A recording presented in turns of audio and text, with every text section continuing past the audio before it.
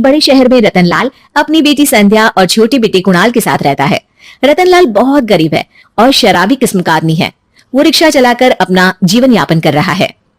रतनलाल एक अधेड़ उम्र के आदमी योगेश्वर को कभी कभी अपनी रिक्शा से मार्केट या मंदिर छोड़ता है और कभी कभी बाजार से उसका सामान भी ले आता है। एक दिन रतनलाल योगेश्वर से कहता है, साहब, आपके पास गाड़ी है, फिर भी आप कभी कभी रिक्शा से क्यों जाते हो?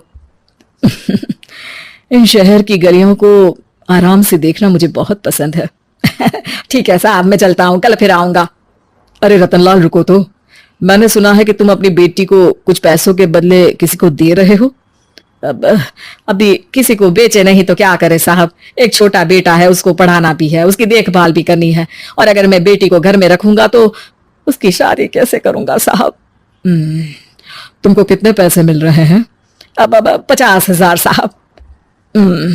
देखो, मैं तुमको पूरे 20 लाख रुपए देता हूँ। तुम अपनी बेटी संध्या को मुझे दे दो। हैं? अब 20 लाख? धन्यवाद साहब, धन्यवाद। मैं कल ही उसे आपके पास छोड़ जाऊंगा साहब। अगले दिन रतनलाल संध्या को हमेशा के लिए योगेश्वर के यहाँ छोड़ आता है और बदले में 20 लाख रुपए लेकर घर आ जाता है। रतनलाल जिंदगी में पहली बार इतने पैसे पाकर बौखला गया। उसने एक अच्छा घर लिया। कुणाल, अब हमें कोई चिंता नहीं है, तू अब अच्छे से पढ़, खूब मन लगाकर पढ़ाई करना। पापा, मुझे पढ़ाई करना अच्छा नहीं लगता। अरे तूने अगर ज्यादा बकवास की ना तो बहुत मारूंगा। कल से तू अच्छे स्कूल में जाएगा तो जाएगा, हाँ बस। कुणाल का एडमिशन एक अच्छे स्कूल में हो जाता है, लेकिन आए दिन स्कूल से शिकायत आती ही रहती है। 10 साल बाद एक दिन प्रिंसिपल मैडम रतनलाल को स्कूल में बुलाती है। रतनलाल, आपका बेटा कुणाल बहुत आवारा हो गया है और ये बिल्कुल भी पढ़ाई नहीं करता है, बल्कि उसका दिमाग गलत कामों में जा रहा है। अब मैं उससे बात करूंगा मैडम। ठीक है, आज ये आखिरी मौका है, अगली बार तो मैं उसे स्कूल से ही बाहर निकाल दूंगी। रतनलाल घर आ जाता है और कुणाल से कहता है, कुणाल बेटा, मैं तुम्हारे ऊपर इतना पैसा लगा रहा हूँ, फिर भी तुम स्कूल में सही से क्यों नहीं पढ़ते हो? आप तो रहने ही दीजिए, मैं सब जानता हूँ कि ये पैसा कहाँ से आया है। और वैसे भी अब ये पैसा मेरा है, मेरा जो भी मन होगा मैं करूंगा। आज के बाद मैं कभी स्कूल नहीं जाने वाला। रतनलाल को अपनी बेटी की याद आती है और वो रोने लगता है। 5 साल बाद कुणाल एक दिन एक लड़की को शादी करके घर ले आता है। पिताजी, ये मेरी पत्नी है स्वीटी। तुमने शादी कर ली? हाँ, शादी कर ली मैंने, दिखाई नहीं दे रहा? और अब से आप फिर से कमाना शुरू कर दो, बहुत बैठ कर खा लिया। कुणाल, तुम इस बुड्ढे को घर में क्यों रख रहे हो? देखो ना, ये शराब पीता है, इसे घर से बाहर निकाल फेंको। अरे स्वीटी, ये मेरे पापा है, कैसे बाहर निकाल दूं? और वैसे भी घर में कोई तो चाहिए ना काम करने वाला, नौकर समझ कर रख लो। इस बुड्ढी को तो घर से बाहर निकाल कर ही रहूंगी मैं कब तक इसके लिए खाना बनाऊंगी? स्वीटी एक दिन घर के बाहर पार्क में अपनी दोस्तों के साथ बैठी होती है। तभी वो रतनलाल को बुलाती है। पिताजी, मेरे कमरे में मैं अपना फोन छोड़ आई हूँ, जरा ला कर तो देना। हाँ जरूर, अभी लेकर आता हूँ। रतनलाल फोन लेकर आ जाता है। कुछ समय बाद स्वीटी के फ्रेंड्स भी चले जाते हैं। स्वीटी अंदर आकर शोर मचाती है, चोर चोर। कहाँ है चोर? मुझे तो यहाँ कुछ नहीं दिख रहा।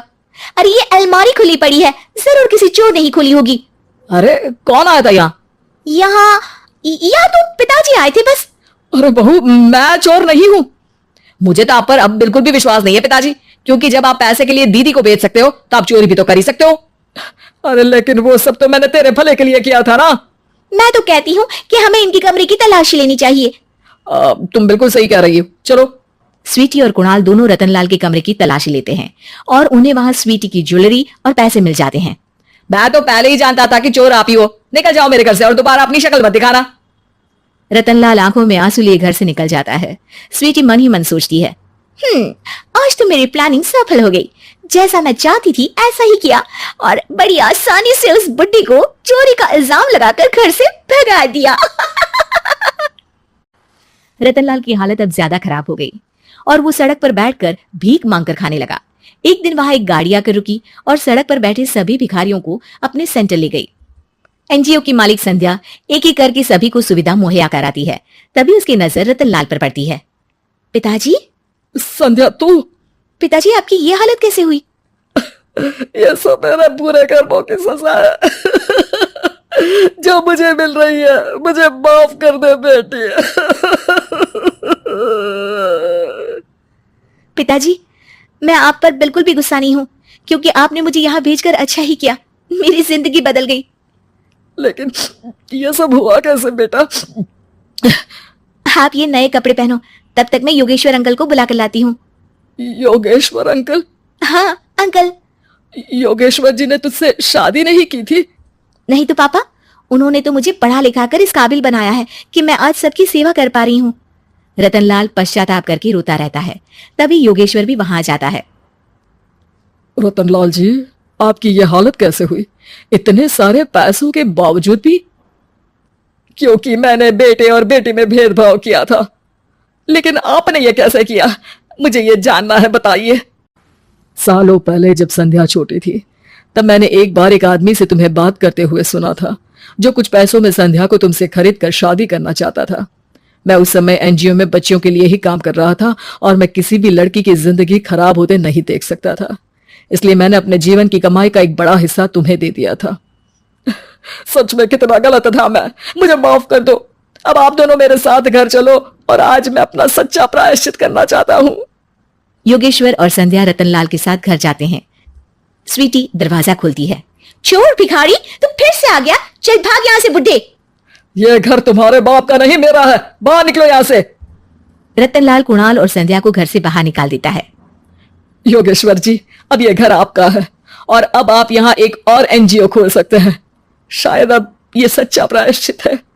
संध्या अपने पिता के गले लग जाती है।